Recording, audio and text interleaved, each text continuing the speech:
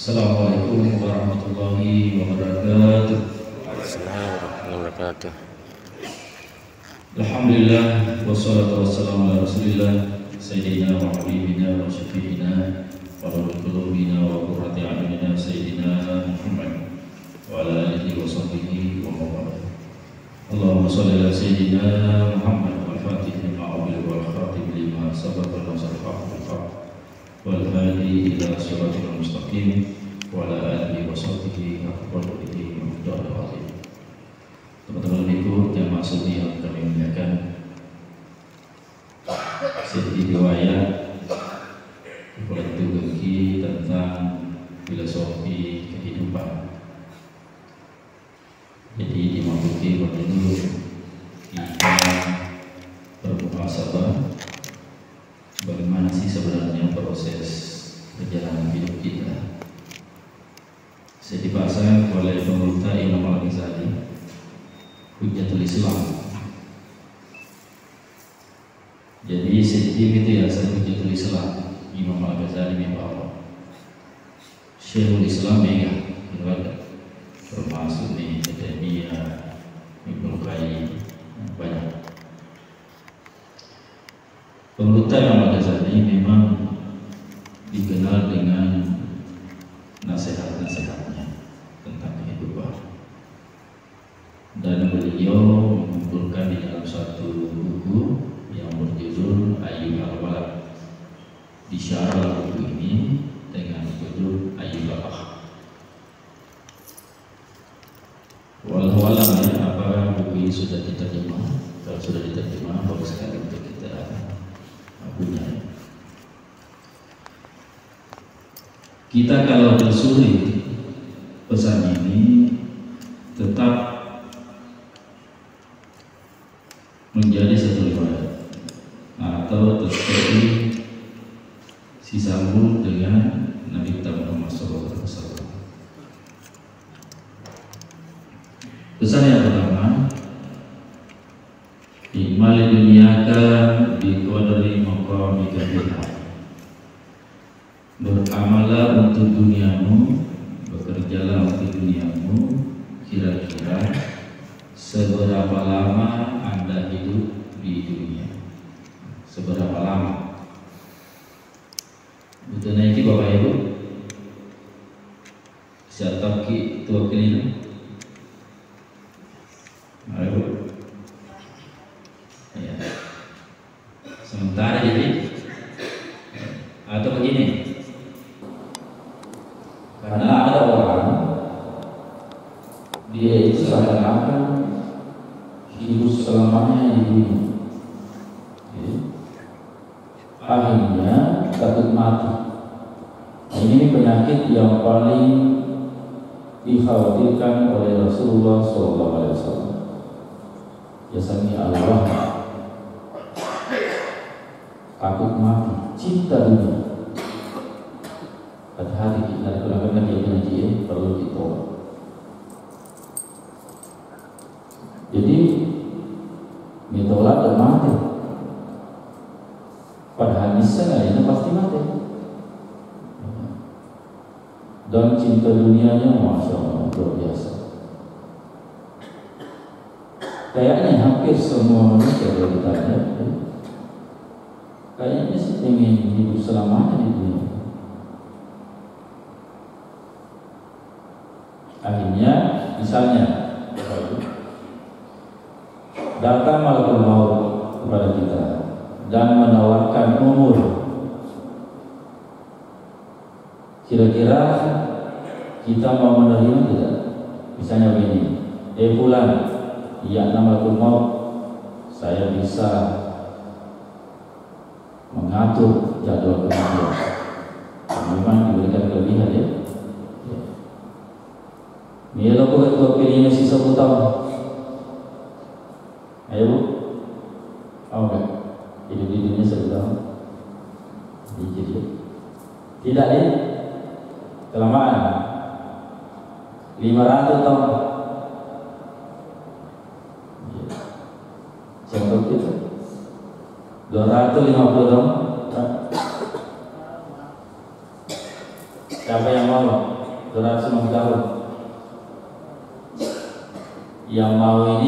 sekali. Bagaimana nih selusurnya? Dia orang awak. Oke boleh dikurangi sih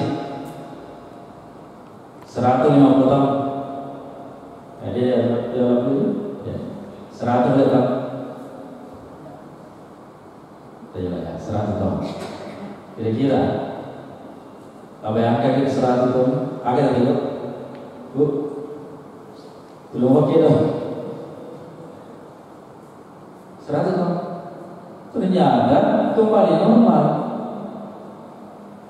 Hidup ini memang sementara. Kita ditawarkan kehidupan yang lama pun tidak mau. Siapa yang rawat? Isi saya tahu. Bahkan orang kalau sakit kelamaan dan ujung-ujungnya meninggal itu kan nyusahin orang. Dirawat ke rumah sakit 6 bulan, tak sitong mati-mati. Nyusahin orang. Makanya dari kongket mati mendadak, maaf, mati tidak sakit, itu bukan baik kesipah mati kan tadi, dia napang rasa-rasa. Iya. Jadi tetap hidup ini di dunia ini sementara. Iya. Oleh karenanya, ajatosi karena sementara lino luar biasa berarti. Iya. Jadi kita tetap yakin hidup di dunia ini sementara. Kita ini makhluk sementara di dunia. Makanya dari kita naiki, di mana kita tinggal, Ustadz? Tetap ada saya sementara di Kalimantan Timur sekarang. Ya, makanya napi kisirung tu telutau. Ya.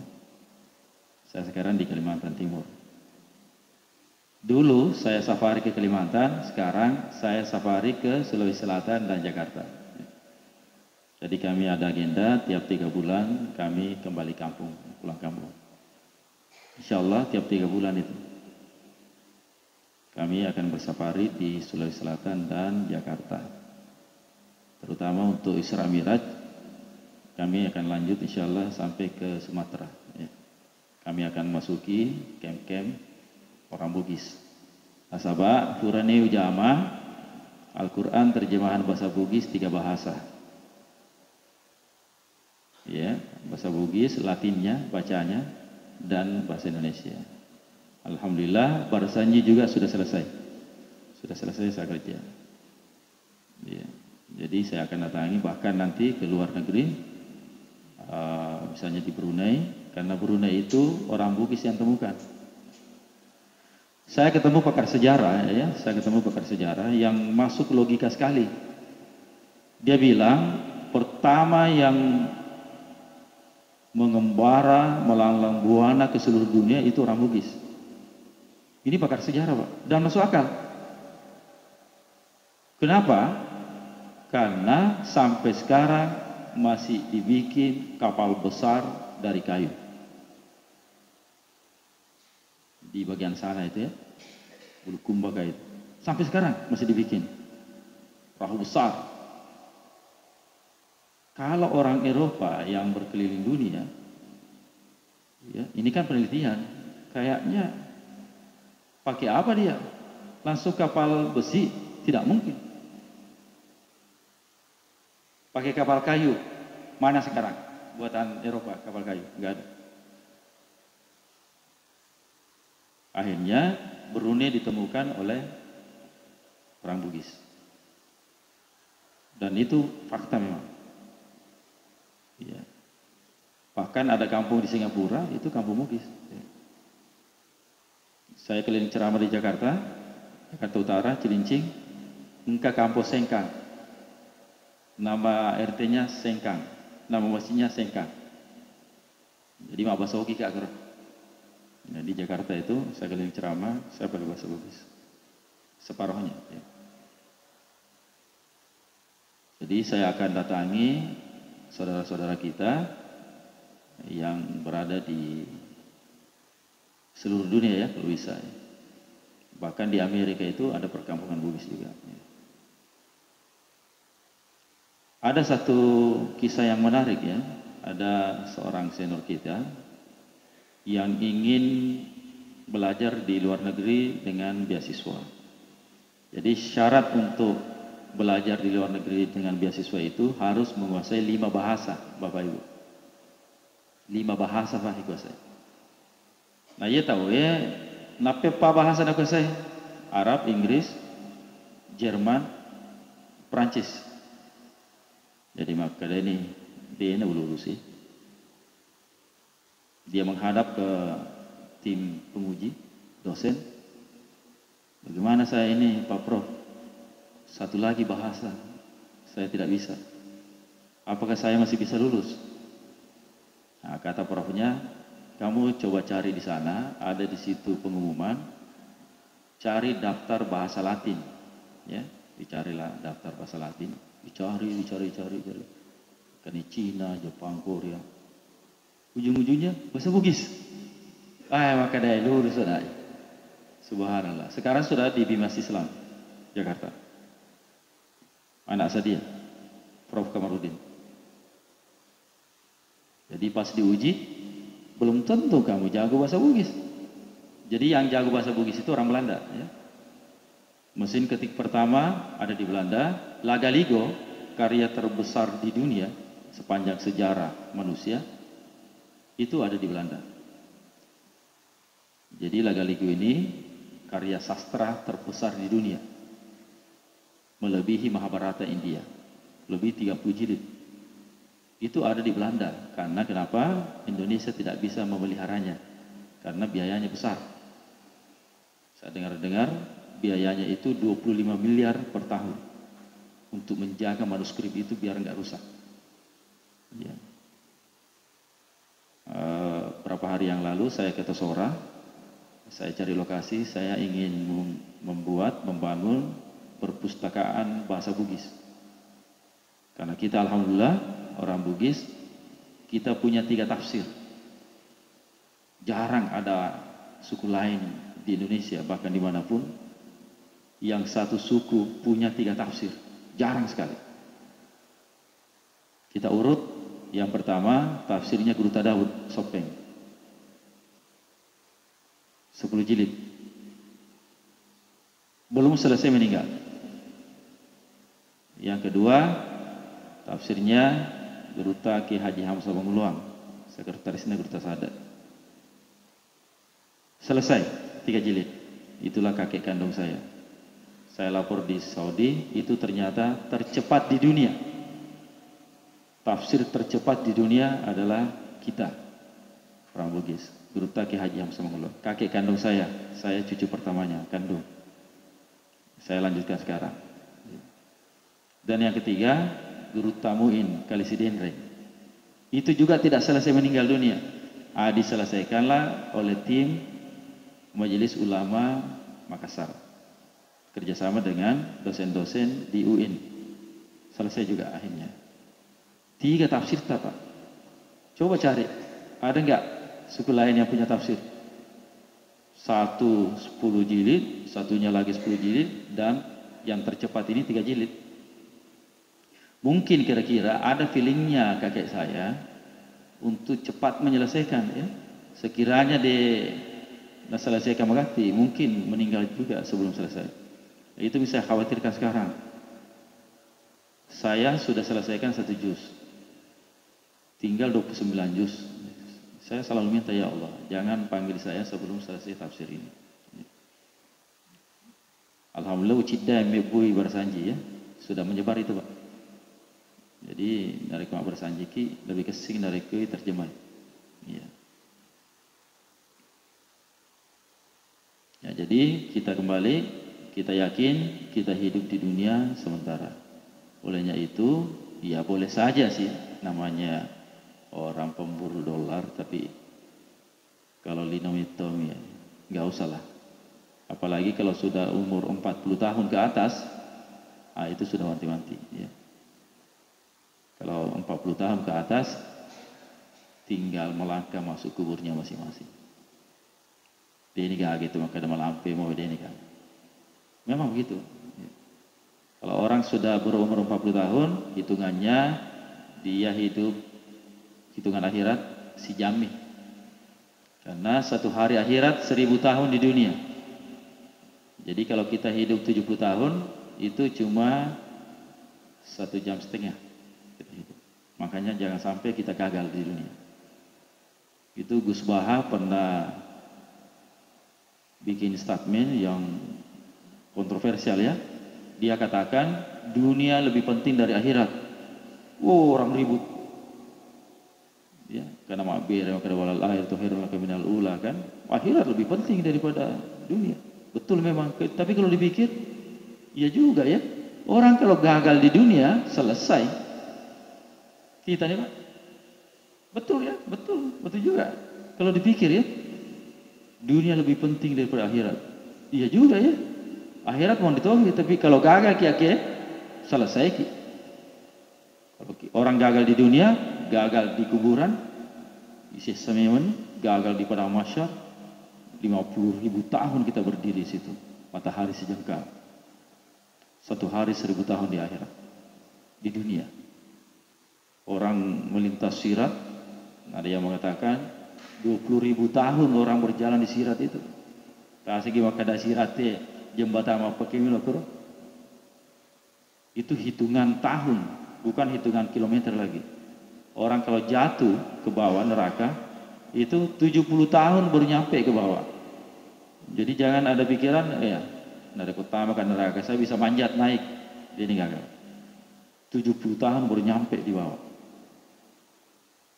Jadi betul loh ya, kata Gus Baha itu, memang dunia lebih penting daripada akhirat. Artinya, ini kesempatan ya. Kalau kita gagal, na'udzubillah min dzalik. Itu yang pertama.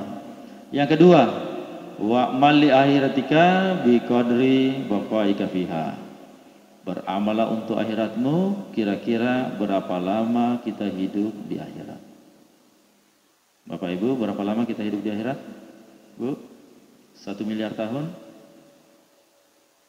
Lebih? 1 triliun tahun? Lebih? Triliun tahun? Lebih? Kalau gagal ki, tidak apa ada ruginya. Anggaplah 1 miliar tahun saja. Kalau kita gagal, waduh, gara-gara dunia aja sementara, tak lupa ki. Ya. Akhirat itu tidak ada akhirnya. Sekiranya ada istilah 1000 triliun, itu pun lebih lama dari itu. Makanya kita pergunakan di dunia ini yang sisa umur kita. Sebenarnya nggak bagus juga sih kita dengar itu orang bilang, ya insya Allah, alhamdulillah Ustaz, saya sisa umur ini sudah untuk agama. Sisa umur untuk Allah. Ya Allah, subhanallah. Banyak orang begitu kan? Alhamdulillah sisa umur saya ini untuk Allah. Sisa umur. Harusnya semua umur kita, maksud dan tujuan hidup kita untuk Allah. Sisa umur kita untuk dunia. Jangan dibalik. Semua umurnya, sebagian besar umurnya untuk dunia, sisa umurnya untuk Allah. Jangan pakai yang kelingnya di sisa umur. Coba kira, misalnya Bu, angkat malaki pakaian. Ustaz, karena saya senang sama Anda, rasa terima kasih saya, ini ada sisa pakaian saya untuk Ustaz. Baik, kurang ajar adik. Harusnya kan kita belikan pakaian baru, ya. Sama diberikan kita makanan, ya. Ini Ustaz, makanan paling enak ini. Ini ada sisa makanan untuk kita. Wih, ini untuk Allah, sisa umur untuk Allah. Astagfirullahaladzim. Ya. Jadi kita harus yakini ya. Sekarang memang akhirat itu cerita, ya. Kita dengar cerita dari Al-Quran, akhirat begini, dari Nabi. Nanti dunia tinggal cerita. Manakala orang ke tempatnya masing-masing, ada yang ke surga, ada yang ke neraka, nggak ada yang pertengahan, nggak ada. Lima tinggal cerita, Riolodi, Tomaro ya, Kenapa saya hidup di dunia malas sholat, malas beribadah, ya malas bersedekah. Ternyata benar ya. Dan penyesalan di akhirat tidak ada gunanya. Meskipun kita menangis darah, tidak ada gunanya. Nah, makanya penyesalan pertama orang di dalam kuburan, surah Al-Munafikun ayat 10, apa Bapak Ibu? Ya Allah, kembalikan saya ke dunia sebentar saja untuk apa Pak? Salat, haji, untuk bersedekah. Ya, ini satu tema yang menarik ya. Pertama, orang menyesal di kuburnya, ya Allah, kembalikan saya ke dunia sebentar saja untuk bersedekah. Bukan sholat, bukan haji, bukan umrah, bersedekah. Ternyata inilah amalan yang paling cepat memperlihatkan dirinya di alam kubur. Sholat juga iya, tapi yang paling cepat datang itu adalah sedekah. Maka demi itu Nabita, sebaik-baik harta itu adalah dikuasai oleh orang beriman. Jadi kita Pak tidak dilarang kaya, bahkan dianjurkan. Kita dianjurkan kaya. Cuma jangan sampai kekayaan itu masuk ke dalam hati. Jadi kekayaan itu cukup digenggam saja, diatur. Tahu kan asal Nabita? Sebaik-baik kekayaan itu dikuasai oleh orang beriman, orang soleh, dermawan. Contoh, Pak Haji, itu masjid itu lagi direnov itu, butuh dana 300 juta. Ini Pak Haji ini orang kaya, puluhan miliar uangnya, belum asetnya. Oh begitu kah? Ya, oke, saya sumbang. Ini 5.000. Astagfirullah. Kita nih Pak, tuh kedik, kiri gelang, pelit, uangnya miliaran, menyumbang 5.000. Astagfirullah. Kita nih Pak, jangan kena rekusogi kita mau kedik, majalah deh. Itu tuh kedik, icacak itu malaboy, icacak tuh kita kedik. Tapi orang yang dermawan dicintai oleh sesamanya dermawan dan dicintai oleh orang pelit. Coba gere, narik itu orang pelit semuanya masuk warung, ya berdua ini masuk warung. Kira-kira siapa yang bayar? Ayo, satu lari lewat belakang, satu lewat samping. Kita nih beda kalau dermawan. Ya ini sama ya, contoh ini sama. Datanglah panitia masjid, Pak Haji lagi direnovasi masjid. Oh berapa dibutuhkan? 300 Pak Haji, 300 juta. Oh iya. Oke lah, saya menyumbang sedikit aja ya. Mana rekeningnya? Saya menyumbang sedikit aja, 150 juta. Nyamuk Pak. Kenapa saya tidak menyumbang semuanya? Karena saya tidak mau monopoli pahala. Biarkanlah yang lain juga membantu. Sama-sama kita dapat pahala. Begitu bagus. Daripada 5.000. Muhammad. Kita nih. Itu tuh gede. Nama lain anak ketika itu tuh. Nama Andrena. Harus namanya menyawa nih Andre. Kurangi si saldo ya. Akhirnya Indomie turun Andre. Kena penyakit. Ya, begitu Pak ya. Jadi untuk akhirat kita, berapa lama kita hidup di akhirat? Kalau selamanya, ya, mungkin saya ditahu, masih satu. Jadi juga nama aku tanah kina bita. Suruh Nabi Muhammad Taala, saya ini orang kaya, tapi saya kok tersisa ya? Takut matilah ini, kenapa? Apa jawab Rasulullah? Akiringi memang ini orang peramu. Kirimkan sekarang kekayaanmu ke akhirat. Insya Allah kamu akan tidak takut mati. Kamu akan tenang hidup. Kita coba nih, akhirnya memang di orang parata. Tapi tanya 5 10. Ya. Yang ketiga, siapa mana? Siapa mana Pak? Sampai 5:30 kah? Ya, 5:30 di? Oke. Jadi tinggal 10 menit. Saya persingkat saja. Yang ketiga, wa'malillah biqadri hajatika ilaihi. Beramallah untuk Allah karena Allah sekira-kira berapa hajat kita kepada Allah. Bapak Ibu, hajat kita kepada Allah tiap hari kan? Bu, tiap hari? Tiap hari, Dik? Benar. Atau tiap jam? Ayo, tiap hari atau tiap jam?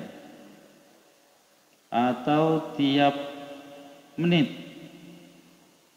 Atau tiap detik? Ayo, mana? Contoh dulu ya, contoh. Kalau tiap hari, maka ini baja, loka, joka, mabir jama, aki masjid Pancasila. Matindro, dena noto. Ini lah. Iya. Dena noto. Nah, sama nak tuangin ada lain itu aja. Ya. Kalau boleh tiap jam, ya tiap jam. Pada betul. Asra nih, lo ni tamang ribi. Kadai, nak loka joka kero wajar. Nalpi insyaallah. Matuk lah. Padahal setengah jam lagi ya. Musuh kalau foto mati.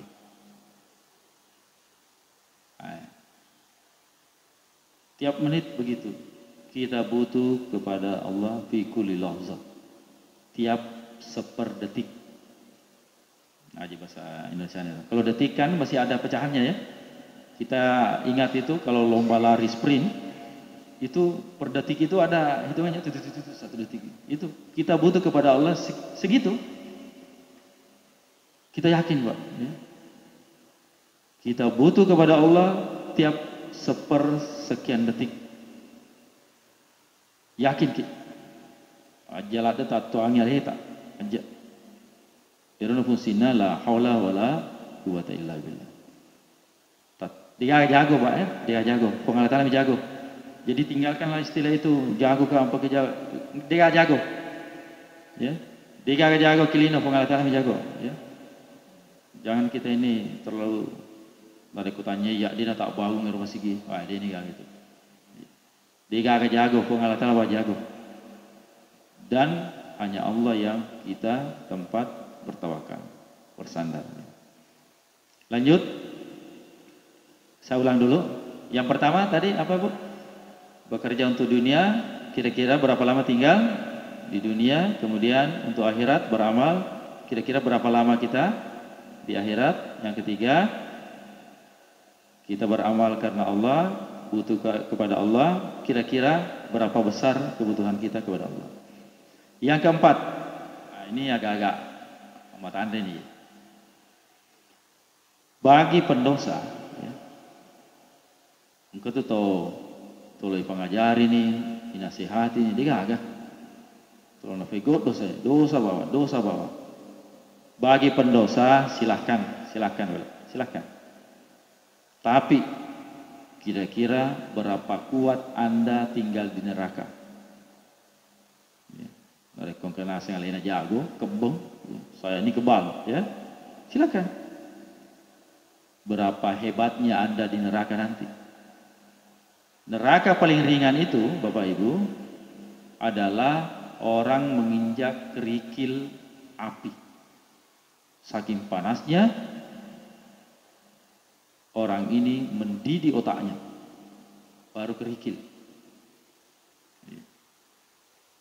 Itu bahan bakarnya neraka itu di dalam Al-Quran, batu dan manusia.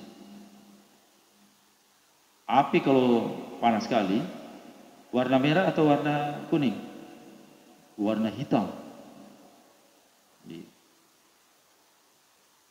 Panasnya api neraka itu masih 70 kali dibanding panasnya api dunia. Nah, api dunia saja sudah bisa menghabiskan dunia. Iya. Masih 69 lagi. Jadi jangan kita bilang, wah, sok jagoan, enggak mau taat kepada Allah, enggak mau salat, enggak petantang petinting menantang sana kemari. Dia agak jago. Pengertian jago.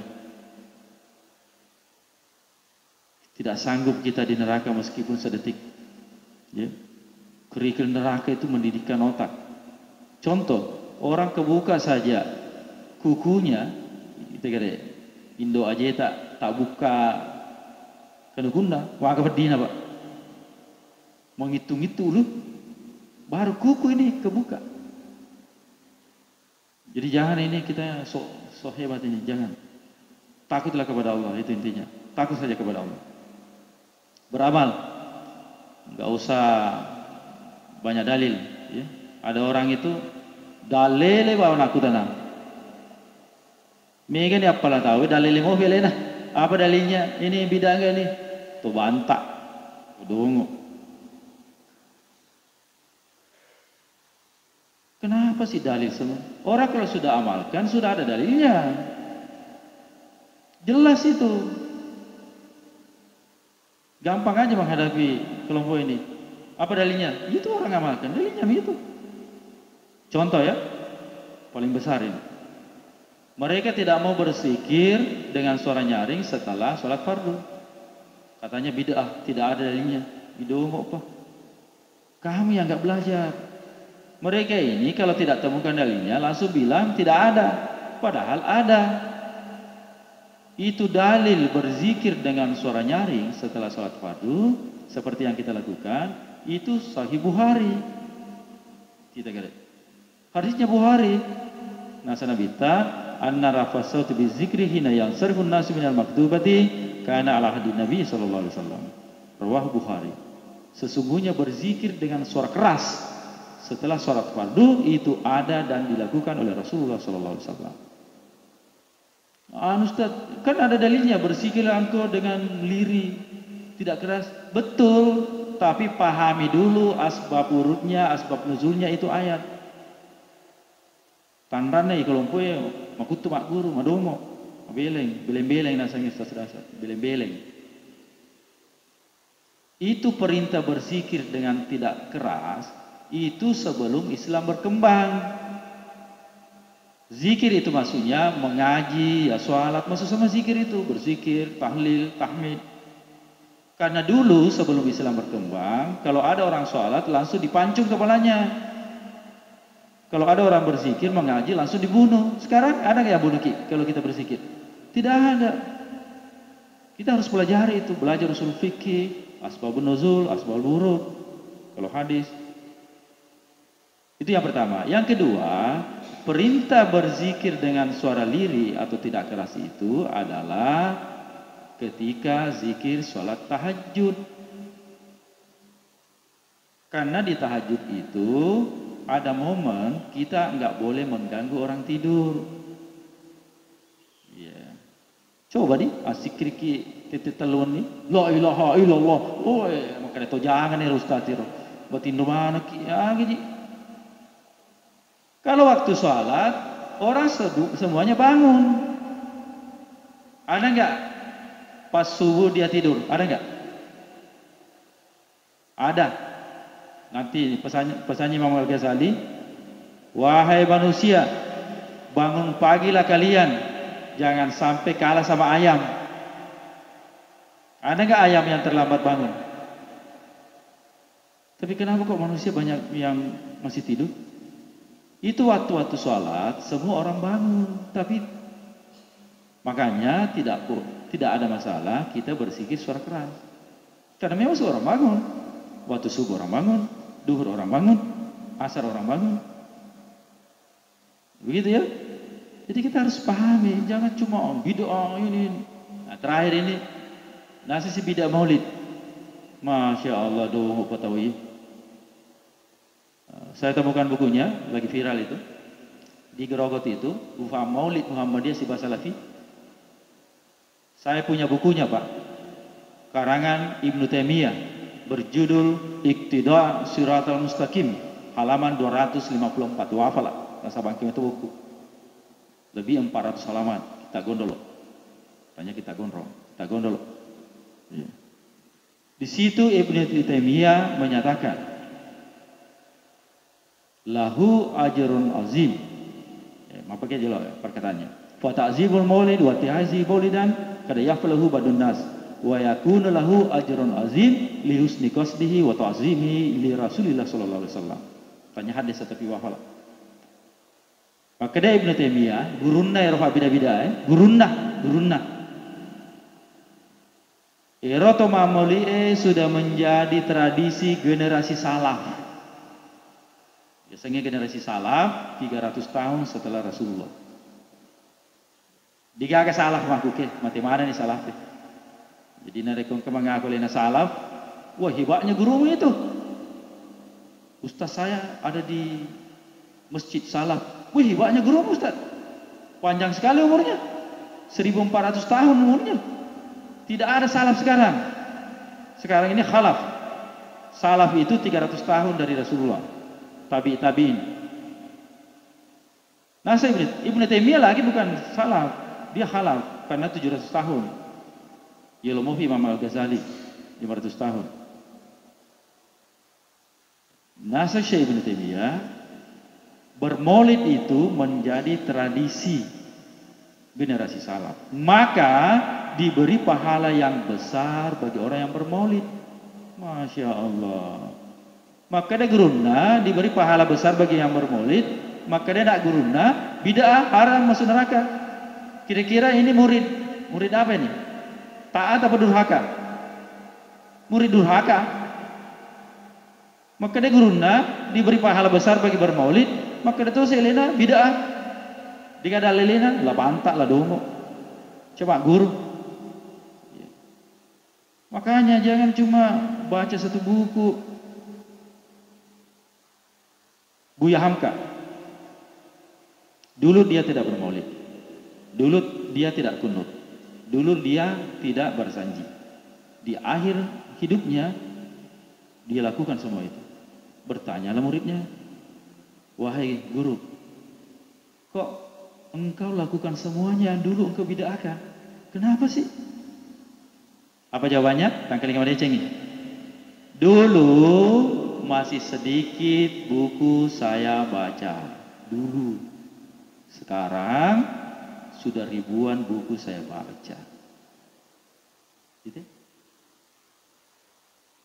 Pada tuh narik kumagulu tapi bela diri. Napusit di jurus sudah menantang kesana kemari.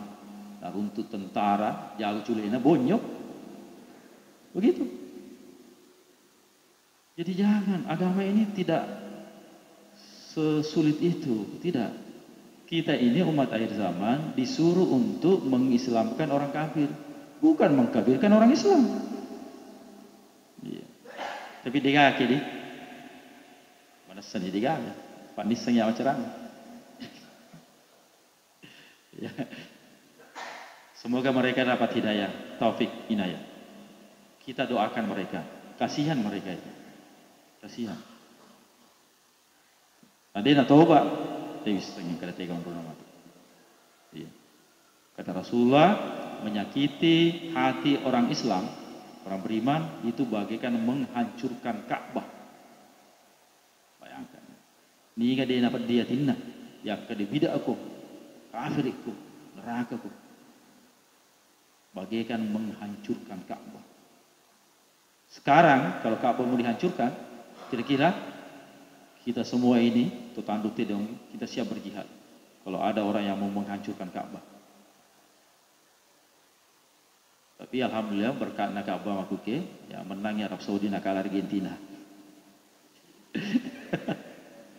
Ya. Ya, itu dunia aja itu ya, dunia ya. Ya. Liwan betul ya. Yang terakhir ya, singkat, 2 menit. Masih bagi pendosa. Pokoknya kalau dosa bawa nengerang dalam pego. Silakan bikin dosa. Tapi cari tempat di mana Allah tidak melihatmu. Ayo. Siapa dengan roh? Kira-kira tega dini itu pengetahuan, Pak? Kita ke dalam kubur atau dalam goa? Atau ke bulan? Ya.